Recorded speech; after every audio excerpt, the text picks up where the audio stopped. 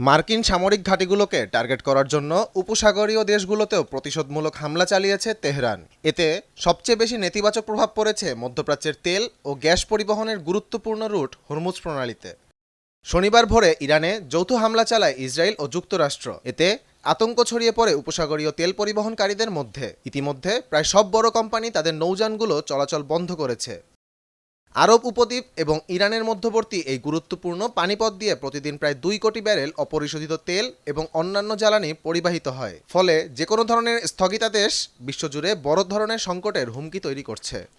গুরুত্বপূর্ণ এই তেল করিডোরে পরিবহন বন্ধ হলে বিপর্যয় নেমে আসবে বিশ্ববাজারে। লাফিয়ে লাফিয়ে বাড়বে জ্বালানি তেল ও গ্যাসের দাম। ইতিমধ্যেই আন্তর্জাতিক বাজারে তেলের দাম প্রায় 3% বেড়েছে।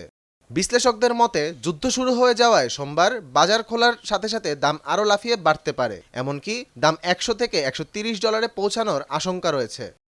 আহমদ জামিল হক, নয়া দিগন্ত।